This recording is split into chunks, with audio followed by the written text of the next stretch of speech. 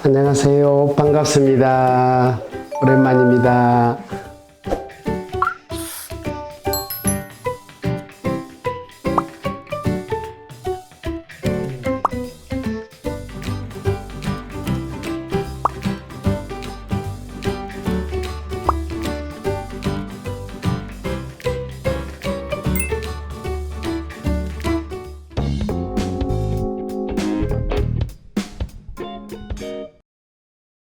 기존의 오버덴처나 일반적으로 임플란트를 심고 계신 분들이 디지털 프라치 시술을 하려고 하면 가능한가요?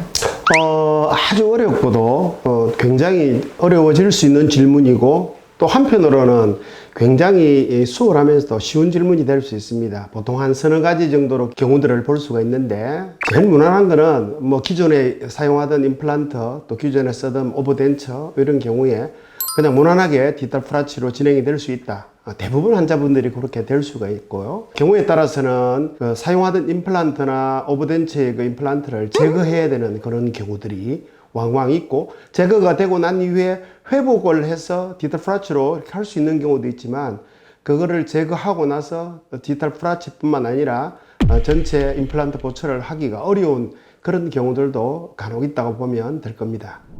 여러 가지 전제 조건들이 있게 되는데, 그 전제 조건을 보면, 첫째는 임플란트의 그 어떤 아주 옛날 이야기, 그 임플란트의 어떤 역사와 같은 처음 임플란트를 했던 때의 그 임플란트에 대한 이해들이 좀 필요할 거고요. 그래서 일반적으로는 크게 나누었을 때 두 가지 타입, 인터널 타입과 익스터널 타입 이렇게 나누어질 수 있는데, 초창기에 임플란트가 만들어질 때는 익스터널 타입으로서 다 만들어졌었습니다.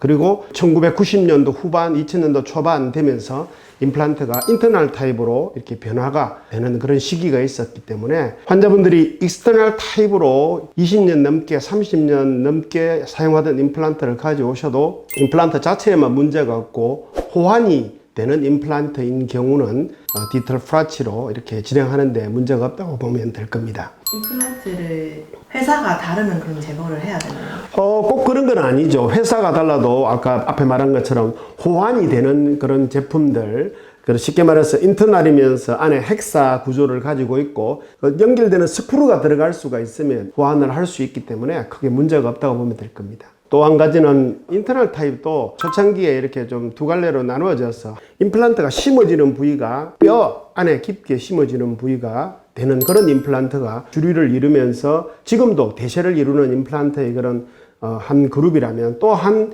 ITI라 해서 임플란트 상방에 잇몸 부분, 뼈 위로 올라오는 잇몸 부분이 형성되어 있는 임플란트를 만들어서 잇몸이 잘 유지될 수 있도록 하는 그런 제품들이 만들어지고 있는데, 그렇게 되면 디지털 프라치를 사용하거나 전체 임플란트를 할 때 어바트먼트를 선택할 수 있는 폭들이 많이 줄어들 수도 있어서, 또 그런 경우에도 우리가 고민을 해야 될 거라 보면 됩니다. 그 외에도 여러 가지 우리가 이제 상황들을 이해를 해야 되는데, 제일 좋은 거는 환자분이 본인이 가지고 있는 임플란트가 어떤 종류이고 어떤 회사 제품이다 하는 걸 갖다가 알고 있으면 참 좋을 것 같아요. 그걸 모르는 상태에서 호환되는 걸 갖다가 찾으려 할 것 같으면 상당히 이게 쉽지도 않고 어려운 부분이 될 수가 있기 때문이죠. 또 옛날 이야기가 될 것 같은데, 90년대 또 그리고 2000년대 초반에 우리나라에서 이제 이렇게 국내 임플란트, 국산 임플란트가 개발되면서 대부분의 임플란트 회사들이 상호 이렇게 호환되는 그런 시스템으로 갔었습니다. 그런데 몇몇 임플란트 회사들은 자기 제품만 사용할 수 있고 타사 제품을 못 쓰는 그런 호환되지 않는 시스템으로 갔는데, 그 호환되지 않는 시스템으로 갔던 회사들은 지금은 거의 존재하지가 않는 그런 상황이라 보면 될까요? 그래서 환자분들이 본인이 사용하고 있는, 쓰고 있는 임플란트가 어떤 제품이다 하는 거에 대해서만 정보를 가지고 있으면 그 다음 문제는 아주 쉽게 확인하고 해결할 수 있는 그런 부분이라 보면 될 겁니다. 그럼 자기 임플란트 회사를 모르는 경우는? 모르는 경우 간혹 이제 이런 경우들도 있어요. 치과가 요즘 최근 들어서 치과가 없어져서 오시는 환자분들이 너무 많아요. 2년 전에, 5년 전에 했는데, 임플란트 막 전체 다 했는데도 치과가 없어져서 어떻게 하냐면서 이렇게 왔는데, 보면 우리가 정밀 검사를 통해 가지고 호환될 수 있는 제품과 국내에서 개발되어 있는 어바트먼트와 스크루를 또 우리가 확인하는 방법, 절차들을 가지게 됩니다. 그래서 대부분 제가 볼 때 거의 한 95% 이상은 호환되는 제품들을 다 찾을 수가 있는데, 간혹 아예 그 임플란트 회사가 없어졌거나 기존의 임플란트와 정말 호환되지 않는 이상 요렇한 그런 구조의 임플란트가 만들어진 경우에는 슬리핑 시키고 디지털 프라치로 진행해 가면 크게 문제없이 제가 볼 때는 95% 이상 해결이 되는 것 같습니다. 기존의 임플란트를 사용하시던 환자분들이 오셔서 디지털 프라치가 가능해요 하고 이렇게 물어보게 될 때는 기존에 쓰던 임플란트들이 문제가 되어 있는 경우들이 많습니다. 그러면 그 임플란트를 제거를 하고 또 그 임플란트가 있는 부위에 새로 임플란트를 식립을 해서 디지털 프라치나 전체 임플란트 보철로 우리가 갈 수도 있고요. 경우에 따라서는 그 임플란트가 들어있던 부위가 뼈가 약해지는 경우들이 있어요. 그런 경우는 임플란트 제거하고 다시 뼈 이식 수술을 해서 임플란트를 심고 이래야 되기 때문에 아주 장기간의 그런 시간들이 걸린다고 보면 될 겁니다.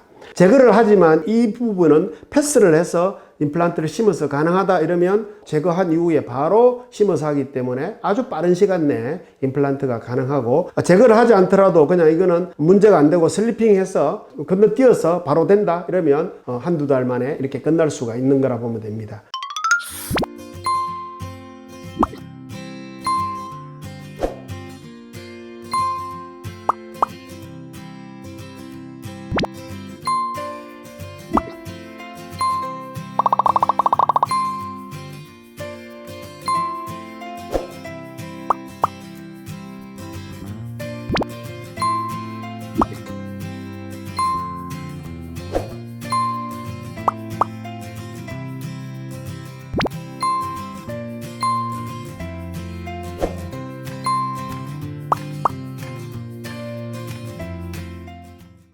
최근에 한 디지털 프라치 데이터 정리를 하다 보니까 거의 70%, 80%가 한두 달 만에 보철이 다 끝나는 것을 볼 수 있고 3개월 이상 6개월까지 임플란트 식립을 하고 막 시간이 걸리는 경우는 10%도 채 안 되는 것을 이렇게 볼 수도 있고요.